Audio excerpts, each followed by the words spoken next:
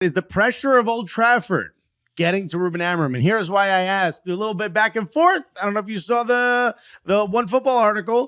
Little back and forth between him and Wayne Rooney. Yeah, it seems like it's difficult to get into a little spat with club legends from Manchester United, and and they all have podcasts nowadays. But they're all there. Every one of them is on television, man. It's really they're all hard, on TV. dude. They all have podcasts. They all have platforms to make your job as coach much more difficult. It's already very difficult to be the manager of Manchester United or the head coach of Manchester United. Yeah.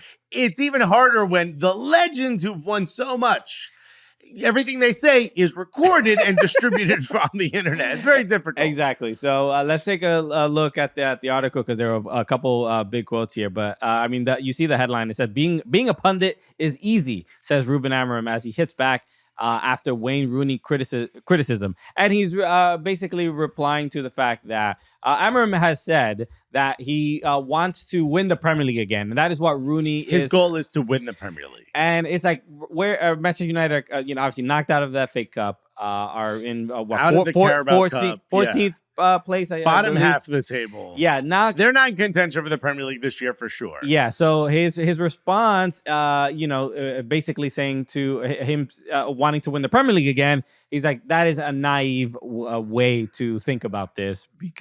And I understand criticizing the words of Ruben Amorim, and it's entertaining for us to see that like back and forth. Feels like a fun little reality show.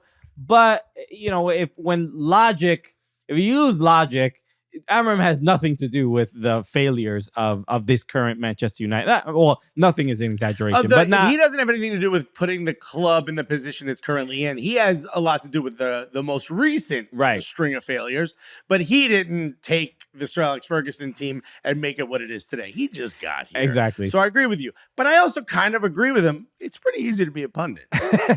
I know it because I got to be one, and you kind of just say whatever the hell you want. Easy is not the word, but I understand. I think it's pretty easy. If you are a player and a former player and you go into punditry, then that's probably easy. To get into punditry from where we started? Oh, no. It wasn't easy to become a pundit. No. It's easy being a pundit, because I could literally say the most outrageous thing, and I know I'm going to get the clicks and the hate, and who cares? Yeah. But at least you get the engagement. I don't think that's what Wayne Rooney is doing. I think he cares about Manchester United deeply. I think this is one of the situations where they're both right. So he continues on. Amorim says, being naive is to think that we're going to do it this season or going to be the best contender for the next season. So I know that in this moment, everybody knows everything. I know that it's really easy. I was a pundit when I finished my career, so I know it's really easy. So he's really leaning into like, bro. He said easy a lot. He's like, I'm not really interested in what Wayne Rooney or anybody has to say.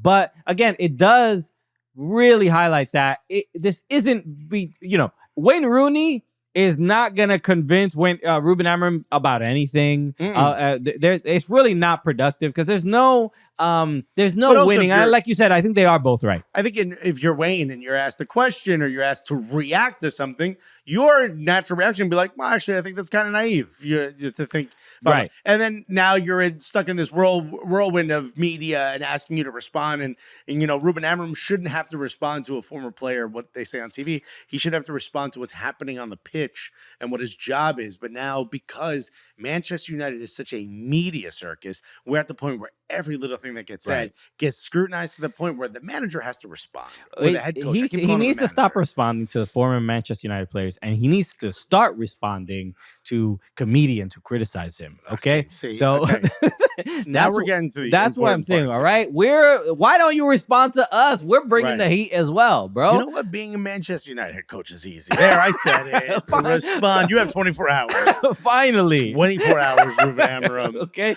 you just gonna let that be on the internet without a response? Kind of embarrassing. Yeah, I wouldn't if I was you, but I guess you could do whatever you want. Rooney did go on to say, which is this is the part I agree with the most. Basically, calling him naive because United are in a they shouldn't even be sniffed.